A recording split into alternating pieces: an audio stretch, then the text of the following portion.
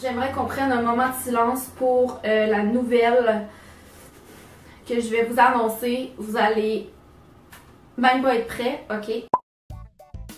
Allô tout le monde, j'espère que vous allez bien. Donc aujourd'hui, je vous filme mes favoris du moment. Comme ça fait quelques temps en fait que je vous ai pas parlé de mes produits coup de cœur, je croyais que revenir vraiment en force, c'était parfait pour vous parler justement des produits que j'aime ces temps-ci. Tout d'abord, si jamais vous n'êtes pas déjà abonné à ma chaîne, n'hésitez pas à le faire en cliquant juste en dessous et à aller vous abonner à mes réseaux sociaux. Je veux tout d'abord commencer par dire que je vous remercie vraiment beaucoup pour vos commentaires sur ma dernière vidéo. Pour ceux qui n'étaient pas au courant, en fait, je me suis trouvé un emploi et je pensais que ma caméra avait fait un bruit. Si je manquais de batterie, je pense que je pleurais dans le coin, genre en boule, c'est pas une joke. YouTube me fait vivre de ses émotions. Donc j'ai terminé l'école au mois de décembre et je me suis trouvé un emploi récemment. Si jamais vous voulez en savoir plus, vous pouvez aller voir ma dernière vidéo où je vous raconte tout comment ça s'est passé, je vous raconte qu'est-ce que je fais comme nouveau travail en fait. Donc j'ai entamé ma carrière ce mois-ci, donc je pense que ça c'est un de mes très gros favoris. Si on commence par les soins, je tripe vraiment sur ce nettoyant-là qui est le nettoyant Skin Active. Donc c'est le gel nettoyant contrôle de brillance. Tous les produits au charbon, habituellement ça fait vraiment un effet frais sur le visage.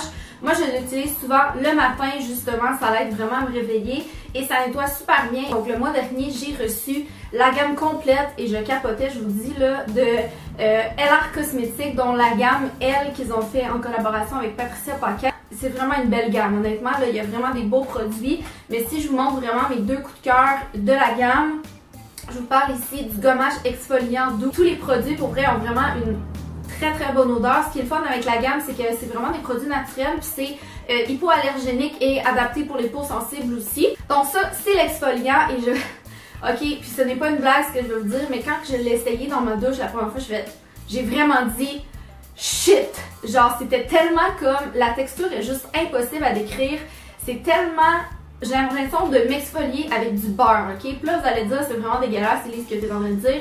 Mais je vous jure, la texture est indescriptible comme dans tous les exfoliants dans ma vie que j'ai essayé. Il n'y a rien qui ressemble à ça au niveau de la texture. Tu finis t'exfolier puis tu as la peau hyper hydratée alors que pourtant, habituellement, quand tu t'exfolies la peau, tu as la peau un peu sèche après. Je vous le dis, vous devez vraiment l'essayer, là, vous allez vraiment capoter. Et l'autre produit que j'aime beaucoup, que je vous ai déjà beaucoup parlé sur Snapchat, puis vous êtes sûrement plus capable déjà de m'en entendre parler, c'est le soin pour les lèvres. Donc c'est un petit pot ici qui est vraiment un baume pour les lèvres.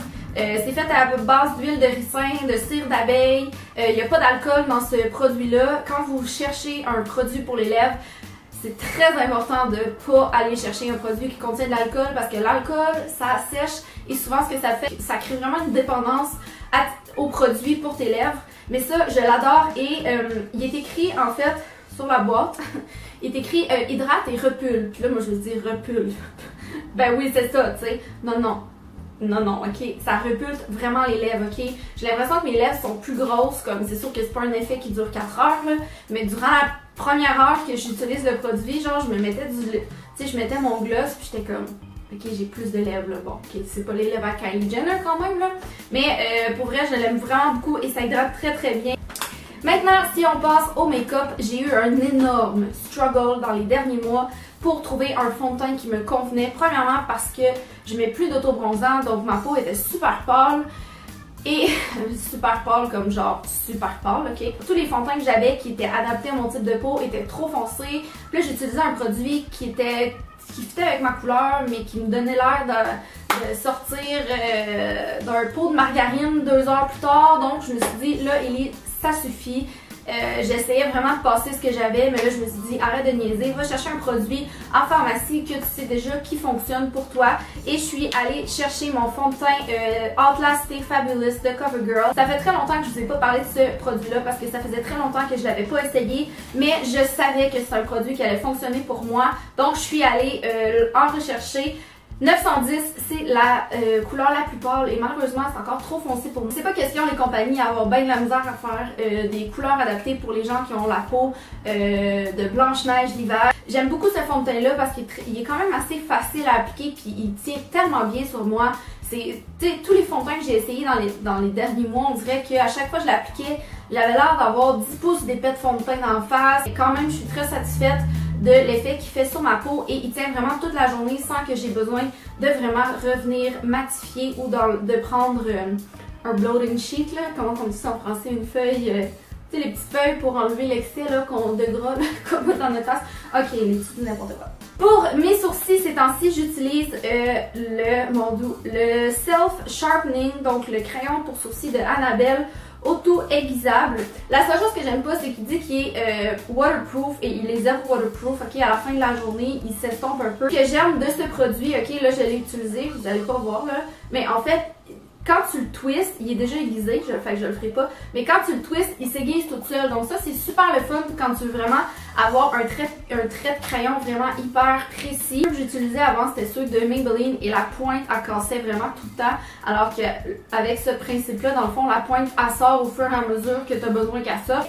Et honnêtement, je pense que c'est le produit que depuis que je l'utilise, j'ai vraiment beaucoup de compliments sur mes sourcils, ok, dans le sens que mes madames au Simon, genre à tous les jours, je pense que j'avais une cliente qui me disait « Ah, comment tu fais tes sourcils? C'est donc bien beau, nanana. » Puis, petite anecdote comme ça en passant, vendredi dernier, j'étais en formation et il y a une madame, je sais pas, je m'excuse, je sais pas c'est qui là, elle m'accueille à l'entrée puis elle me dit « Oh! » Elle dit « C'est vraiment beau tes sourcils. » Puis là, elle se tourne vers un des directeurs, ok?